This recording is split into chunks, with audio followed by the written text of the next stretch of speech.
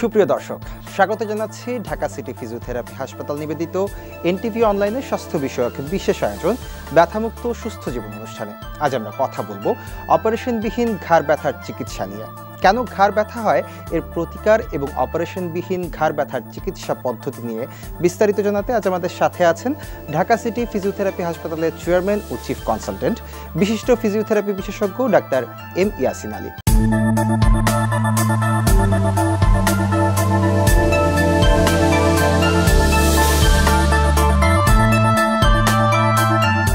Sir, আপনাকে স্বাগত আমাদের অনুষ্ঠানে। আপনাকেও ধন্যবাদ। স্যার, প্রথমেই যে বিষয়টি আপনার কাছ থেকে জানতে চাই সেটি হচ্ছে যে এখন তো আসলে ঘরে ঘরে ঘাড় ব্যথার একটা প্রবণতা দেখা যায় এবং বিশ্ব স্বাস্থ্য সংস্থার তথ্য আসলে বলছে যে এটি একটি প্রধান আসলে রোগ হিসেবে এখন আসলে দেখা যায় বা ধরা হয়। এই ঘাড় ব্যথাটা আসলে স্যার কেন হয়? অনেক ধন্যবাদ। খুবই গুরুত্বপূর্ণ এবং সমসাময়িক প্রসঙ্গ। আসলে ঘাড় ব্যথার অনেক কারণ রয়েছে, তার মধ্যে আমরা এখন যেটা বললেন যে বর্তমান সময়ে সবচেয়ে বেশি যে সমস্যা সেটা হলো আমরা দীর্ঘক্ষণ বসে ঝুঁকে কাজ করি। সেটা হতে পারে অনেক সময় নেট ব্রাউজিং, মোবাইলে করছি, কম্পিউটারে কাজ করছি, লেখালেখি করছি, প্রত্যেকটা ক্ষেত্রে আমরা ফরওয়ার্ড বেন্ডিং হই এবং ঝুঁকে করি। যার ফলে আপনি দেখেন আমাদের মাথার একটা ওজন আছে। নর্মালি একটা সুস্থ মানুষের মাথার ওজন 5 থেকে 7 কেজি হয়, কিন্তু গ্র্যাভিটি কিন্তু আমাদের সবসময় নিচের দিকে টানতে থাকে। যখন আমরা মাথাটাকে একটু সামনের দিকে ঝুঁকি 10 থেকে 12 ডিগ্রি, তখন এই মাথার ওজন 15 থেকে 16 কেজি হয়ে যায়। যখন আরও ঝুঁকি 20 থেকে 25 ডিগ্রি বা 22 ডিগ্রি, মাথার ওজন 25 থেকে 27 কেজি হয়ে যায়, মানে গ্র্যাভিটি টানার কারণে। তো এই যে প্রলং টাইম আমরা ঝুঁকে কাজ করছি, আমরা নেট ব্রাউজিং করছি, আমাদের মনেই থাকে না যে আমরা যে ঝুঁকে আছি। যার ফলে ঘাড়ের যে চারিদিকে যে মাংসপেশি, লিগামেন্ট, এগুলা এই ওজনটাকে হোল্ড করতে করতে একটা সময় যে ফ্যাটিক হয়ে যায়, দুর্বল হয়ে যায়, আমি আর হোল্ড করে রাখতে পারছি না, তখন সে একটা মেকানিজম আছে, স্পাজম ডেভেলপ করে, তখন শক্ত হয়ে যায়, আমি আর ডানে বামে ঘোরাতে পারছি না। হঠাৎ এরকম আমরা অনেক পেশেন্ট পাই, কম্পিউটারে কাজ করছিল, হঠাৎ করে সে স্টাক হয়ে গেছে, একেবারে ডানেও ঘুরতে পারছে না, বামেও ঘুরতে পারছে না, তার মাসেলগুলো একেবারে শক্ত হয়ে যায়। এই যে মাসেল স্পাজম, এটা দিয়েই মূলত ঘাড় ব্যথাটা স্টার্ট করে। একটা সময় যে আমরা গুরুত্ব দিই না, মানে প্রথম দিকে গুরুত্ব দিই না, একটা সময় যে খুব সিভিয়ার হয়ে যায়। এছাড়া অনেকগুলো কারণ আছে, যেমন আমরা বয়সের সাথে সাথে চুল পাকে, হাড়ের ঠিক তেমনই ক্ষয় হতে থাকে, মেরুদণ্ডের হাড়গুলোরও ক্ষয় হয়, যেটাকে আমরা বলি স্পন্ডাইলোসিস। বয়সের সাথে সাথে এই ডিজেনারেটিভ চেঞ্জগুলো হয়। যেমন আপনি স্পাইনের বা মেরুদণ্ডের কথা যদি চিন্তা করেন, ঘাড়ের অংশে এবং কোমরের অংশে এই দুই জায়গায় আমাদের কিন্তু মুভমেন্ট হয়, নড়াচড়া হয়। আমরা কথা বলছি প্রতিনিয়ত, আমাদের কিন্তু ঘাড় নড়ছে, ডানে বামে করছি, এটা আমাদের ন্যাচারাল ফেনোমেনা। এই ক্ষেত্রে এখানে ওয়ার অ্যান্ড টিয়ার হয়, মানে একটু ক্ষয় হয়, কোথাও একটু পাখির ঠোঁটের মতো হাড় বৃদ্ধি পায়, যেটাকে আমরা অস্টিওফাইট বলি। এই অংশটাকে বা এই কন্ডিশনটাকে আমরা স্পন্ডাইলোসিস বলি। এছাড়া অনেকের ঘাড়ে সার্ভাইকাল রিবস থাকে, আমরা বলি জন্মগতভাবেই, কখনো এক সাইডে কখনো বোথ সাইডে, যেটাকে আমরা কখনো ইউনিল্যাটারাল বা বাইল্যাটারাল সার্ভাইকাল রিবসের কথা বলি। অনেক সময় আমাদের স্পাইনের যে গঠন, সেই গঠনে প্রত্যেকটা ভার্টিব্রার, 2 ভার্টিব্রার মাঝখান থেকে একটা ডিস্ক নামে একটা সাবস্টেন্স আছে, যেটাকে আমরা বলি ইন্টারভার্টিব্রাল ডিস্ক। সেই ডিস্কটা যদি কোনো কারণে একটু পিছনের দিকে সরে যায়, যে বা পোস্টোল্যাটারালি আমরা বলি এক সাইডে সরে যে নার্ভের উপর কম্প্রেস করে, তখন ঘাড় ব্যথা হতে পারে। ব্যথাটা ঘাড় থেকে পিঠের দিকে চলে যেতে পারে, হাতের দিকে চলে আসে, হাতটা ঝিনঝিন অবশ অবশ মনে হয়, এবং অনেক সময় ব্যথার কারণে হাতটা মুভমেন্ট কম করলে জয়েন্টটা স্টিফ হয়ে যায়, শোল্ডার জয়েন্টটা জমাট বেঁধে যায়, এ ধরনের প্রবলেম থেকে। এছাড়া যে ক্যানেল দিয়ে রুট দিয়ে নার্ভটা বের হয়ে আসে, সেই রুটে যদি কোথাও স্টেনোসিস ফর্ম করে, আমরা মেডিকেল ভাষায় বলি একটা শক্ত কিছু জমাট বেঁধে যায়, সেক্ষেত্রেও এরকম ঘাড় ব্যথা হতে পারে। এছাড়া স্পাইন, টিবি, টিউমার, অনেকগুলো প্যাথোলজি থেকে এই ঘাড় ব্যথার কারণ তৈরি হতে পারে। স্যার, আপনি বলছিলেন যে ঘাড় থেকে অনেক সময় হাতে ব্যথা নেমে আসে, নার্ভের মাধ্যমে যে ব্যথাটা হয়, সেটা তো অনেকে আবার হার্টের ব্যথা ভেবেও আসলে ভুল করে থাকেন।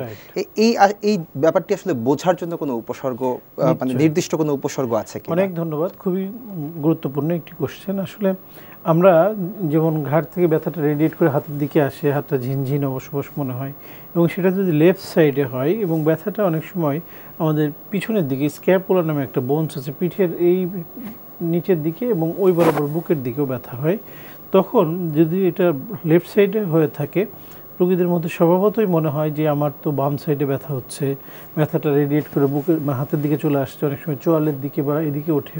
ঠিক হার্টের প্রবলেমেও এই ধরনের একই উপসর্গ দেখা থাকে।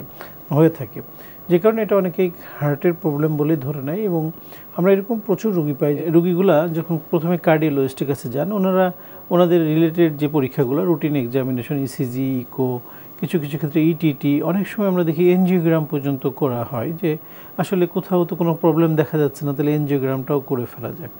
অ্যাকচুয়ালি এই ধরনের যে মাসকুলোস্কেলেটাল প্রবলেমগুলো মানে ঘাড়ের কারণে হয়। তো এখানে কিছু ডিফারেন্স তো আছেই, সাধারণ মানুষের পক্ষে বোঝাটা কঠিন, বাট চিকিৎসকদের কাছে বোঝা যায় যে এই পেইনটা মুভমেন্টের সাথে রিলেটেড থাকে। যেমন আমি যদি ঘাড়ের মুভমেন্ট করি ডানে বামে উপরে নিচে, বা কিছু আমাদের রোটেশন আছে, আমরা ক্লিনিক্যালি কিছু টেস্টও করি, সেটাতে যদি ঘাড়ের প্রবলেম হয়, প্রবলেমটা দেখা যায় মুভমেন্টের সাথে নড়াচড়া করে। আমি যদি স্থির হয়ে থাকি, আমার ব্যথা নেই, মুভমেন্ট করলে ব্যথা হচ্ছে।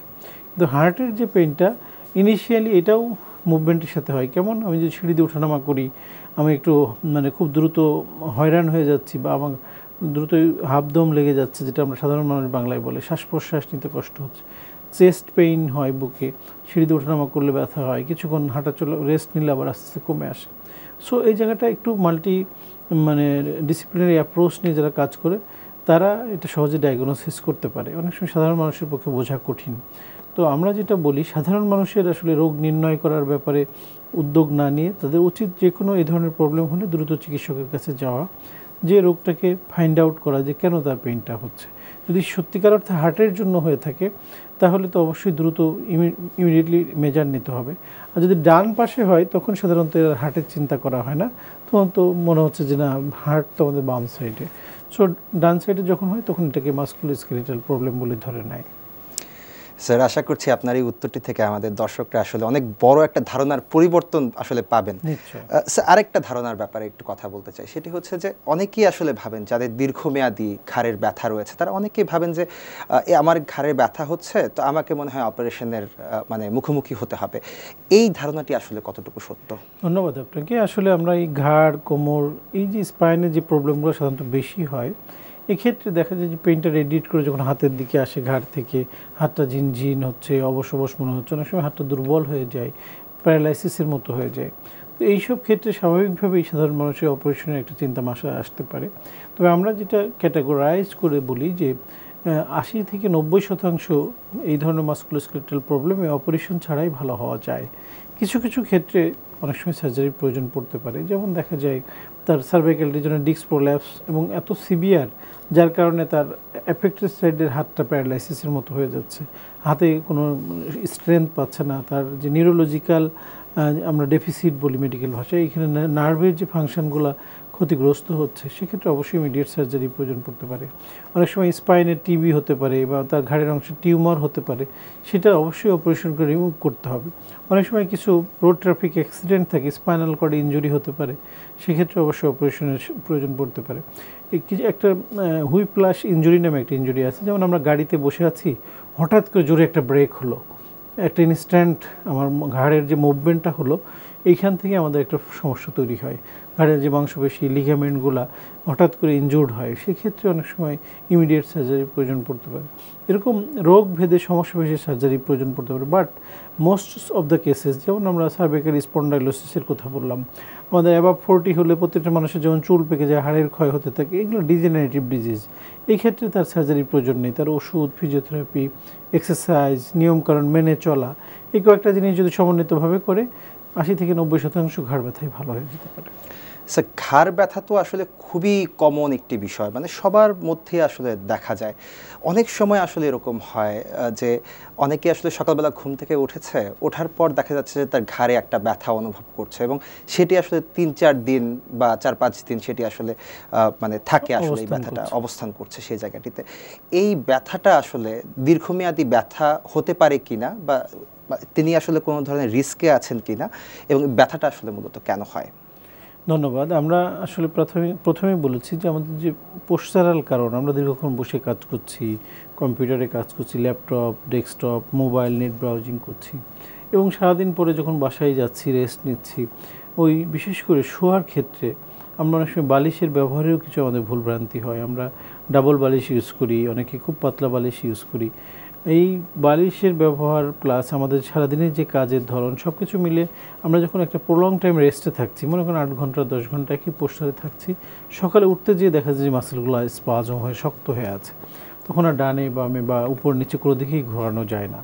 তো এই ক্ষেত্রে আমরা তাৎক্ষণিকভাবে যেটা করতে বলি যে ওই সময় ইনস্ট্যান্ট যদি সম্ভব হয় একটু, আমরা দীর্ঘদিনের হয় সেক্ষেত্রে আমরা একটু গরম শেক দিতে বলি। আর যদি কোনো অ্যাকিউট পেইনের হিস্ট্রি থাকে, হঠাৎ করে কোনো ব্যথা পেয়েছে, আঘাত পেয়েছে, সেক্ষেত্রে আইস কম্প্রেশন দিতে বলি। সাথে সাথে তার যে যদি হেল্পিং হ্যান্ড কেউ থাকে সাহায্য করার মতো, তার যে ঘাড়ের যে মাংসপেশি লিগামেন্টগুলা হাত দিলে বোঝা যায় যে অনেক টেন্ডার হয়ে আছে, শক্ত হয়ে আছে, একটু আস্তে আস্তে করে একটু মাসাজ করে দিতে পারে সাময়িকভাবে, তাহলে তার এই সমস্যাটা দ্রুত রিলিফ হতে পারে। অথবা যদি মনে হয় যে খুব নিকটস্থ আমাদের এরকম ব্যবস্থা আছে, চিকিৎসকের কাছে যাওয়ার সুযোগ আছে, তাহলে সঙ্গে সঙ্গে চিকিৎসকের কাছে গেলে উনি হয়তো একটা এক্সরে করে দেখে বা ক্লিনিক্যালি ওনাকে দেখে একটা সঠিক গাইডলাইন দিতে পারে। তবে এরকম এক্সপিরিয়েন্স আমাদের অনেক রোগী আমরা পাই। অনেক সময় দেখা যায় সেলুনে গিয়েছেন উনি চুল কাটানোর জন্য, সেখানে নরসুন্দররা অনেক সময় ডানে বামে অনেক ধরনের মুভমেন্ট করে দেয়, রোটেশন করে দেয়, তারা তাদের ভাষায় এটাকে মানে তারা কিছু এক্সারসাইজ করায়। এইটা অনেক সময় মানুষের ক্ষতির কারণ হয়ে দাঁড়ায়। আমরা অনেক রোগী পেলাম এরকম একজন, খুব সিভিয়ার পেইন নিয়ে তারা আমার কাছে আসলো এবং ঘাড় থেকে পুরো হাত জুড়ে ব্যথা, শুটিং পেইন, খুব তীব্র ব্যথা। বলল যে আমাকে তো আমি চুল কাটাতে সেলুনে গিয়েছিলাম, হঠাৎ করে আমাকে একটা ধাক্কা দিল, আমার আর মনে হলো পুরো ঘাড় থেকে শুরু পুরো হাত জুড়ে ব্যথা। এরকম বেশ কিছু অ্যাক্সিডেন্টাল ইস্যুস আছে বা কিছু আমাদের চলার পথে কিছু মিথ আছে যেগুলো আমরা অনেক সময় অ্যাভয়েড করতে বলি, কিন্তু সাধারণ মানুষ এটা করতে চায় না, যে সেলুনে যে একটু মাসাজ নেয় করে। আমরা এই ক্ষেত্রে সতর্ক হতে বলবো। তবে এই ধরনের অ্যাকিউট পেইন হলে অবশ্যই দেরি না করে একজন চিকিৎসকের কাছে যাওয়া উচিত। স্যার, এখন বর্তমানে এই যে অপারেশনবিহীন ঘাড়ের চিকিৎসার কথা যদি বলি, তাহলে জনপ্রিয় একটা চিকিৎসা ব্যবস্থা হচ্ছে ফিজিওথেরাপি, এবং দিন দিন এটি আসলে জনপ্রিয়তা বাড়ছে। ফিজিওথেরাপি আসলে কেমন ভূমিকা রাখে ঘাড় ব্যথার ক্ষেত্রে? হ্যাঁ, ফিজিওথেরাপিটা বাংলাদেশের প্রেক্ষাপটে মানুষের কাছে এখনও অতটা পরিচিতি লাভ করতে পারেনি, বাট আপনি জেনে থাকবেন ওয়ার্ল্ডের যত উন্নত দেশ আছে, ইউরোপ, আমেরিকা, কানাডা, অস্ট্রেলিয়া থেকে শুরু করে দক্ষিণ কোরিয়া, জাপান এবং উন্নত দেশগুলোতে মানুষ কিন্তু ব্যথানাশক ওষুধটাকে পরিহার করতে চায়। তারা বলে যে ব্যথানাশক ওষুধের অনেক সাইড ইফেক্ট বা পার্শ্ব প্রতিক্রিয়া রয়েছে। ইভেন আমাদের দেশেও এটা যারা সচেতন মানুষ সেটা ফলো করে। তো যে কোনো পেইন, সেই পেইনটাকে যদি আমরা রুট থেকে মানে তার কারণটাকে নির্ণয় করে সেটাকে যদি সরিয়ে দিতে পারি, তাহলে তো ব্যথানাশক ওষুধের প্রয়োজন নেই। তো এই ক্ষেত্রে ফিজিওথেরাপি একটা খুবই অল্টারনেটিভ বা একটা চিকিৎসা পদ্ধতি, আধুনিক চিকিৎসা পদ্ধতি আমরা বলবো, যেটা মেডিকেল সায়েন্সের একটা পিওর মেডিকেল সায়েন্সের সাবজেক্ট, যেখানে আমরা কিছু ইলেকট্রোমডালিটিস বা ইলেকট্রোথেরাপি, কিছু ইকুইপমেন্টস, সাথে কিছু থেরাপিউটিক এক্সারসাইজ, যেটা কিছু ম্যানুয়াল এক্সারসাইজ আছে, এই দুইটার সমন্বয়ে আমরা এই পেইনের কারণটাকে আমরা রিমুভ করে দিতে পারি, যার ফলে রোগীর দীর্ঘমেয়াদী ব্যথার ওষুধের প্রয়োজন পড়ে না। আমরা রিসেন্ট একটা গবেষণায় দেখতে পাচ্ছি যে বাংলাদেশে যত কিডনি ফেলিওরের রোগী, তার অধিকাংশ বা একটা 60% বা তার অধিক সংখ্যক রোগী দীর্ঘদিন পেইন কিলার খাওয়ার কারণে বা ব্যথানাশক ওষুধ খেতে খেতে তাদের এই কিডনির সমস্যা তৈরি হয়েছে। তো এই ক্ষেত্রে আমাদের আসলে সচেতন হওয়ার সময় এসছে। এখন আমাদের উচিত যে কোনো ব্যথায় অবহেলা না করে চিকিৎসকের পরামর্শ নেওয়া, এবং যে পেইনগুলো মাস্কুলোস্কেলিটাল বা মাংসপেশি, লিগামেন্ট বা হাড় সংক্রান্ত, সেক্ষেত্রে ওষুধের পাশাপাশি ফিজিওথেরাপি একটা খুবই গুরুত্বপূর্ণ চিকিৎসা পদ্ধতি। স্যার, আমরা ঘাড় ব্যথার চিকিৎসা পদ্ধতি নিয়ে আমরা আরও জানবো আপনার কাছ থেকে, তবে তার আগে একটি ছোট্ট বিরতি নিতে চাই। জি, নিশ্চয়ই। সুপ্রিয় দর্শক, ঢাকা সিটি ফিজিওথেরাপি হাসপাতাল নিবেদিত ব্যথামুক্ত সুস্থ জীবন অনুষ্ঠান থেকে নিচ্ছি ছোট্ট একটি বিরতি। ফিরে আসবো খুব শীঘ্রই, সঙ্গেই থাকুন। ঢাকা সিটি ফিজিওথেরাপি হাসপাতাল, আধুনিক চিকিৎসা সেবার নিশ্চয়তা। ডাক্তার এম ইয়াসিন আলী স্যারের তত্ত্বাবধানে চিকিৎসা দেওয়া হয়। অপারেশনবিহীন হাঁটু, কোমর, প্যারালাইসিস ও পঙ্গু রোগের আধুনিক চিকিৎসা সেবার নিশ্চয়তা। ঠিকানা ঢাকা সিটি ফিজিওথেরাপি হাসপাতাল, house number 12/1, road number 4/A, Dhanmondi, Dhaka 1205।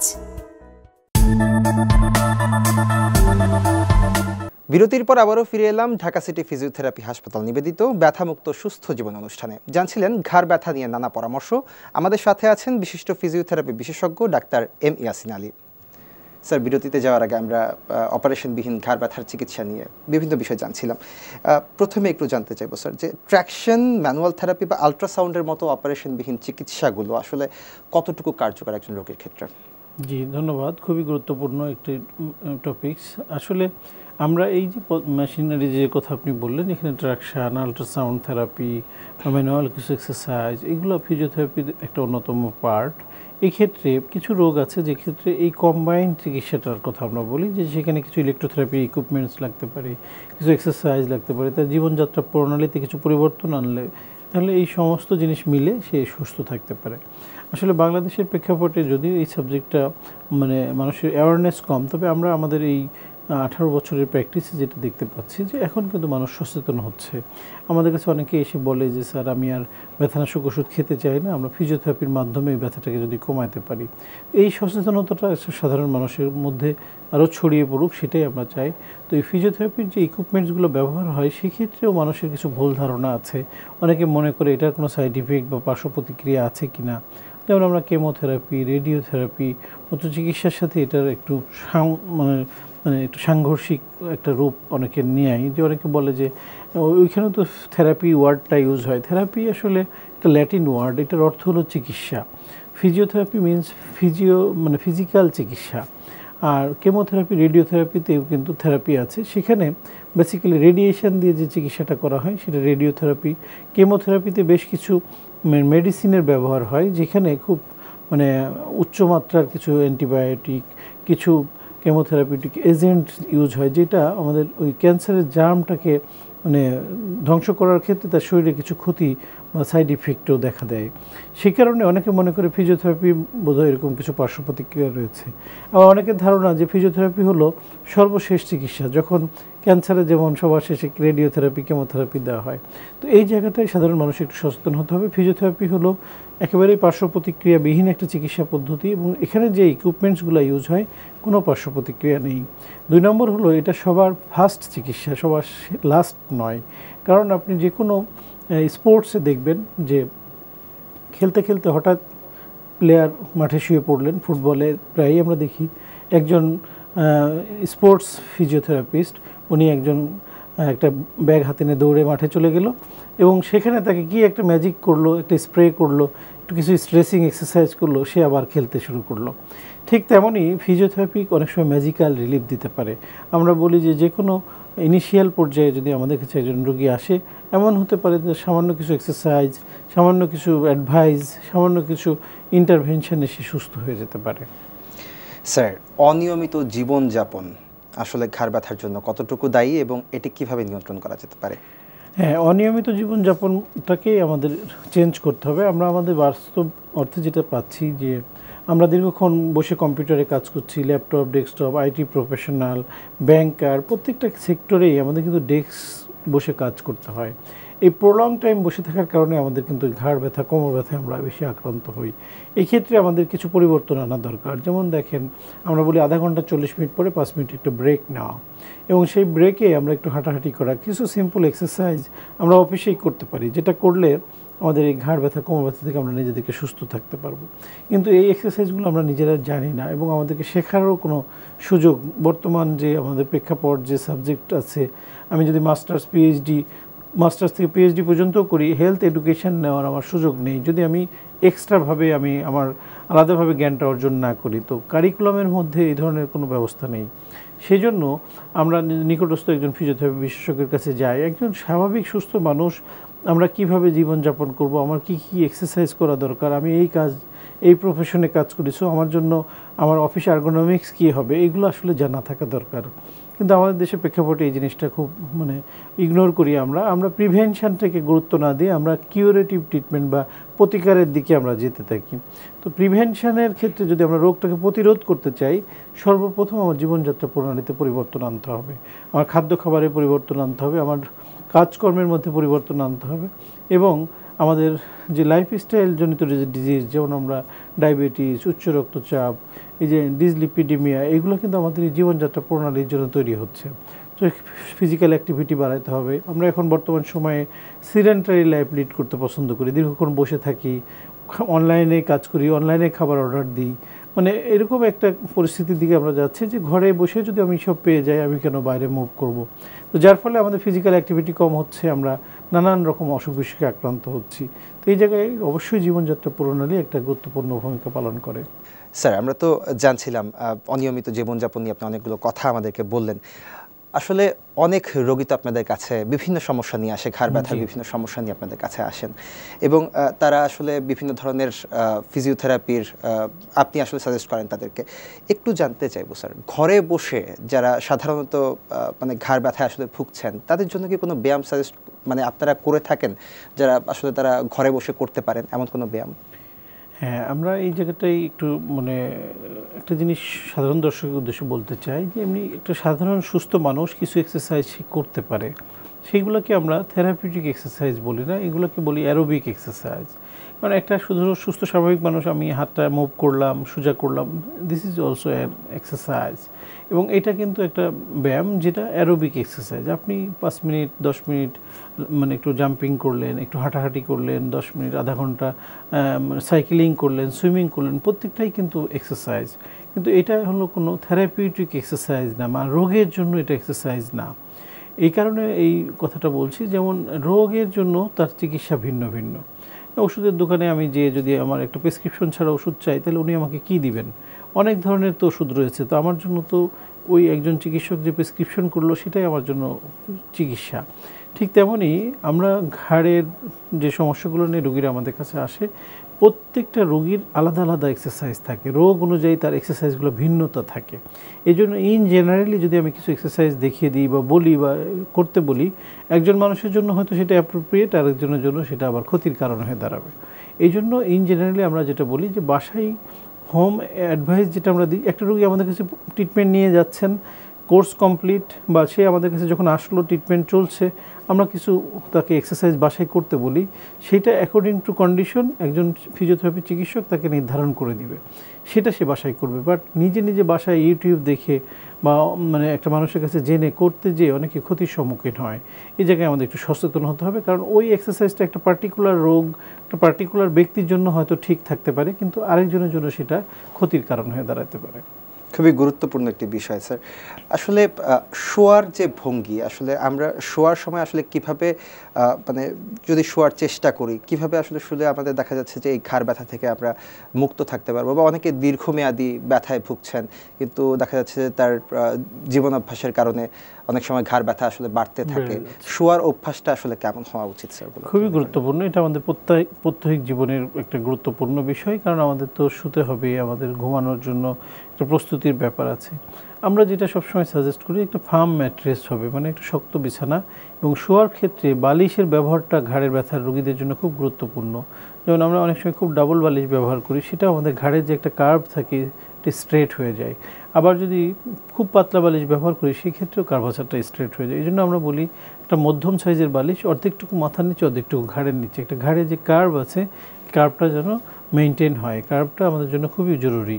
তো এই কারণে শোয়ার ক্ষেত্রে আমরা বলি সে সাইড লাইংয়ে ঘুমাতে পারে, সোজা হয়েও ঘুমাতে পারে, যেটাকে আমরা সুপাইন লাইং বলি, বা তার কমফোর্টেবল পজিশনে সে ঘুমাতে পারে। বাট শোয়ার বিছানাটা হতে হবে ফার্ম বা শক্ত, শক্ত বলতে একেবারে কাঠের বিছানা না, মধ্যম সাইজের।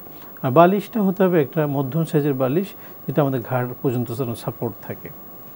স্যার, আমরা অনুষ্ঠানের একেবারেই শেষ পর্যায়ে চলে এসেছি। যারা আসলে ঘাড় ব্যথায় ভুগছেন, আমাদের আজকের দর্শক যারা আপনাকে দেখছেন, তাদের উদ্দেশ্যে আপনার বার্তা কি হতে পারে সুস্থ থাকার ক্ষেত্রে? অনেক ধন্যবাদ আপনাদেরকে সুন্দর একটু প্রোগ্রাম আয়োজনের জন্য। আসলে সাধারণ মানুষ যারাই ঘাড় ব্যথায় ভুগছেন, আমরা অনেক সময় দেখি যে প্রাথমিক পর্যায়ে আমরা এটাকে গুরুত্ব দিই না। একটা সময় যে পেইনের সিভিয়ারিটি অনেক বেড়ে যায়, ব্যথাটা ঘাড় থেকে হাতের দিকে চলে আসে, হাত ঝিনঝিন অবশ, হাতটা ভারী হয়ে যাচ্ছে, এবং ব্যথার কারণে হাতের মুভমেন্ট কম করতে করতে হাতের মাসেল ওয়েস্টিং হয় বা শুকিয়ে যায়, শোল্ডার জয়েন্টগুলো স্টিফ হয়ে যায়। যখন আমাদের কাছে আসে, তখন তার এইখান থেকে মুক্তি পেতেও কষ্ট হয়, ইকোনমিক কষ্ট যেমন হয়, শারীরিক কষ্ট হয়, এবং তার কর্মঘণ্টাও নষ্ট হয়। তো এই জায়গাটায় আমরা সচেতন হব, যে কোনো রোগেই অল্প বা সামান্যতেই যদি আমরা চিকিৎসকের পরামর্শ নিই, রোগটাকে যদি ওই সামান্যতেই সেরে ফেলার চেষ্টা করি, তাহলে এই ভয়াবহতার দিকে আমরা যেতে হবে না। এই জায়গাটায় যেন আমরা সবাই সচেতন হই, এবং যে কোনো ব্যথায়, ঘাড় ব্যথা হোক, কোমর ব্যথা হোক, হাঁটু ব্যথা হোক, আমরা সেটাকে ইগনোর না করে ব্যথানাশক ওষুধ দোকান থেকে নিজে নিজে না খেয়ে অবশ্যই একজন চিকিৎসকের পরামর্শ নিব। অসংখ্য ধন্যবাদ স্যার আপনাকে। আশা করছি আপনার আজকের আলোচনা থেকে আমাদের দর্শকরা কিছু জানতে ও বুঝতে পেরেছেন। জি, আপনাকেও ধন্যবাদ। প্রিয় দর্শক, ঢাকা সিটি ফিজিওথেরাপি হাসপাতাল নিবেদিত ব্যথামুক্ত সুস্থ জীবন শুধুমাত্র একটি অনুষ্ঠান নয়, এটি একটি সচেতনতার যাত্রা। আপনার শরীরের প্রতি যত্ন নিন, প্রয়োজনে বিশেষজ্ঞের পরামর্শ নিন। আজকের মতো এখানেই শেষ করছি। আবার দেখা হবে পরবর্তী পর্বে নতুন কোনো স্বাস্থ্য বিষয়ক আলোচনা নিয়ে। ততক্ষণ ভালো থাকুন, সুস্থ থাকুন, নিরাপদে থাকুন। শুভ কামনা সবসময়। সার্বক্ষণিক খবর জানতে ভিজিট করুন ntvbd.com-এ, সাবস্ক্রাইব করুন আমাদের ইউটিউব চ্যানেল এনটিভি নিউজ এবং সবশেষ আপডেট পেতে ফলো করুন এনটিভির ভেরিফাইড ফেসবুক পেজ।